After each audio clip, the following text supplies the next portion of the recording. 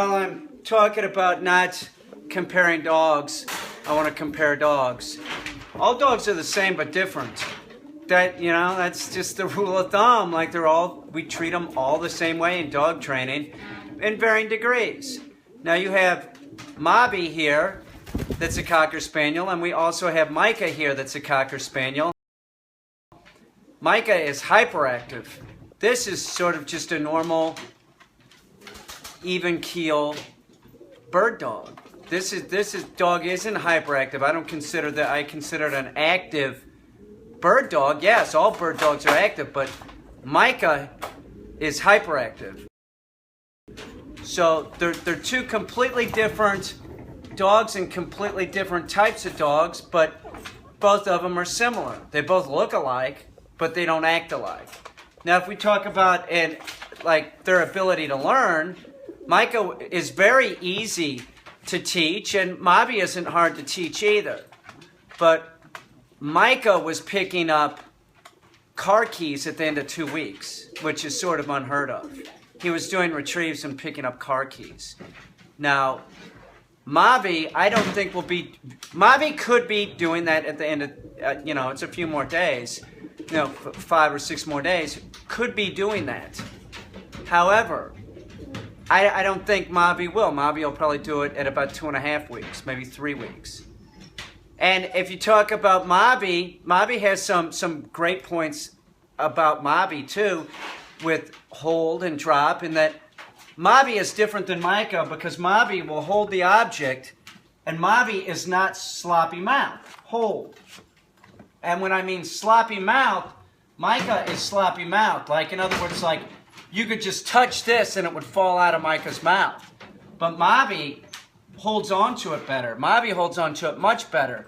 So this dog is different. This dog has pluses, and there's pluses about Micah too. Now, if we compare this dog to the other dog, Brewster, doing the same thing, let's do that. Let's put Brewster up and talk about Brewster and how he's different than Mobby. But Brewster is holding the dummy too. Very good. But you'll see Brewster does it a little bit different and is very, very good at this. And Brewster, at first, I didn't think was going to, didn't take to it as easy. But now Brewster's totally into it. Now, when you do hold, by the way, you want to start working with the dog. Make sure that the dog keeps its head up. So physically, put the dog's head up. Make sure that it's in some kind of high collar so it keeps its head up. And make sure that don't let problems start. As my pigeon's going to crawl over and jump on Mobby. But this dog's doing great. Let's put Brewster on the table and let's check out Brewster. Hold. Drop. Good boy. You're a good boy. This is Brewster, and Brewster is kind of more like Micah, and then he's sort of hyperactive. But he's going to calm down, and so is Micah. They're both going to calm down. Micah is under 9 months, I think, or about 9 months. And Brewster is about 5.5 months, something like that. And you just saw my pigeon. So when they get excited, work them through it. Make sure that the dog is going to work and function. Just because he's excited doesn't mean that we're not going to have him do what he's on the table to do, which is hold. It doesn't matter if Remy is on my back. So he is more like Micah than Mobby, but in some respects, he's not like Micah, in that he's not really sloppy-mouthed either. He holds on pretty good, and he keeps his head up, so he's nothing like Mobby. Where Mobby, we're having to work to keep his head up, and please be assured he is in a high collar, but even when Mobby's in a high collar, he sort of puts his head down. So you have to teach them to keep their head up straight. No. Hold. Hold. See, he holds on real good. Hold. Notice how his head is up. He's alert. Hold. See him? He's just looking around. He's watching the birds. No. If they drop it, make sure that you say no, and then put it back in their mouth. Hold. Repeat the command. It's no big deal. We build on success. Hold. Hold. Very good. Good boy. Hold. Now, when they do this too, I'll also pet them, and I'll pet their ears. I'll play with their ears and say, good boy. Good boy. Do this with Brewster. Do it with Mobby. Any dog that I'm training to do hold, once they start holding it freely in their mouth like this, I pet them and tell them that they're doing a good thing, and I'll repeat the command, hold. Good boy. This is what I do. I just pet them and tell them that they're doing good. They don't use food to train your dog. You don't need to. Use praise, use petting.